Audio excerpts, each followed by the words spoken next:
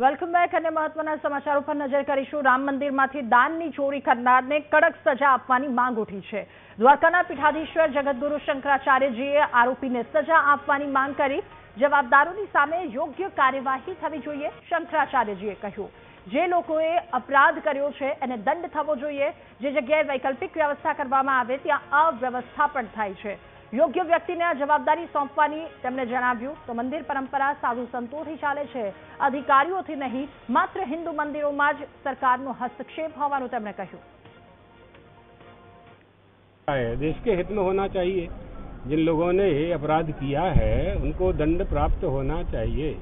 यही तो हम लोगों का कहना है कि जहाँ जहाँ आप वैकल्पिक व्यवस्था तैयार करेंगे वहाँ वहाँ अव्यवस्था होगी।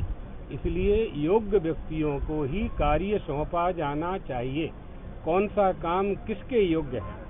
जिन चैनल वालों ने आपको ये काम सौंपा है तो आपको ट्रेनिंग दी है ना, तभी ना सौंपा है। आपको देख करके समझ करके कि ये कर सकते हैं, ये काम आपको सौंपा। मंदिर का काम ये साधु महात्माओं का, संतों का काम है। मंदिर परंपरा संतों से चलती है, अधिकारियों से नहीं चलती, सरकारी अधिकारियों से नहीं चलती मंदिर परंपरा।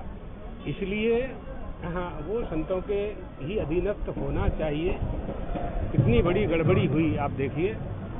लोगों ने कितना, आप लोगों ने जाकर वहाँ दर्शन किया, अपनी गाड़ी कमाई वहाँ अर्पण की और उसका क्या दुरुपयोग हुआ, तो मन में दुख होता है ना कि आ जुलाई महीनानी 3, 4 અને 5 તારીખે ગુરુદત્ત ભગવાનની 9 ફૂટ ઊંચી પ્રતિમા, જે આખા સૌરાષ્ટ્રમાં ક્યાંય નથી અને ગુજરાતમાં પણ એવી પ્રતિમાનું પ્રતિષ્ઠાનો આખો કાર્યક્રમ છે। એમાં 3જી તારીખે સૌએ અહીંયા ભાવિક ભક્તોએ અને સંતોએ યજ્ઞ કર્યો।